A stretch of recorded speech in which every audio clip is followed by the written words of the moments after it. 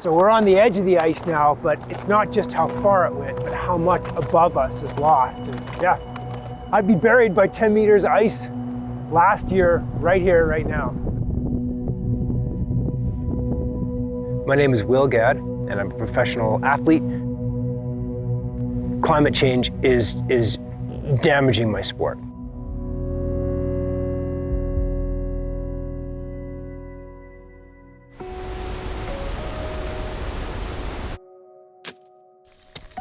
I started ice climbing when I was a kid in Jasper, Alberta with my dad, and I didn't know any different. I thought this was normal. It's not normal.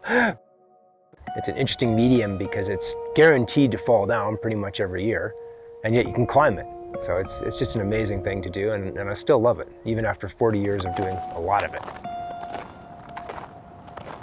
I haven't really been frightened of climate change. I've been like, yeah, things are changing. And I used to use the analogy of like, you know, the frog in the water, and it's slowly getting warmer and the frog doesn't notice. But that analogy doesn't work anymore. This is accelerating much faster than I ever thought it would. The Columbia ice fields are obviously a massive tourist attraction. People come from all over the world to see the ice there. And more people are coming because there's less and less ice. Some of our classic climbing routes out here, they're not here anymore.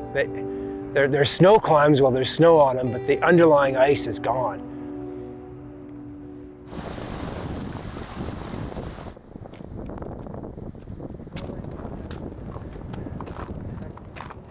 And you can really see this lateral moraine here, that giant scoop. And for me, it's pretty easy to visualize how the ice used to come down, fill that all up, and then push down toward the tourist parking lot. But less than 100 years ago, this was all ice.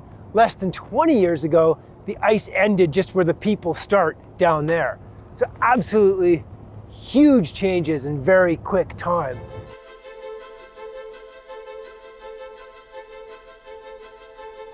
But it is a pretty jarring contrast between really unpopulated wild mountains and the tourism that goes on here. But this is climate change tourism. People are coming to see this before it's gone. 3 years ago, I did a trip to the top of Kilimanjaro, and some of the ice features that I climbed only 5 years earlier were totally gone. Just gone. You're looking at this desert of sand where there used to be a glacier. And you can say, oh, that's just Kilimanjaro. But the same thing's happening here in the Rockies. The same thing's happening in the Himalaya. The same thing is happening in the Andes. You know, every glaciated region in the world is on balance retreating and getting smaller. Where we're going tomorrow is less predictable than it used to be. It's like climate change, what can I do? And I think I used that as an excuse for a long time. But now I have made some reasonable changes. So I'm not flying over to do a production meeting or do a quick shoot anymore. I'm doing that and then trying to put 2 or 3 things together. I am working both with Protect Our Winters and the United Nations to try and put this story forward and share it. It's like I hunt, I drive a big truck, I'm an Alberta redneck.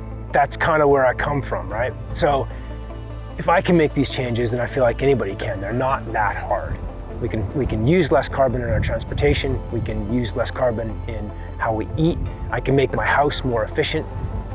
And not everybody can, you know, and I'm pretty privileged, and I know that. And I can make these choices, but I think we can do better, and that's what I'm after.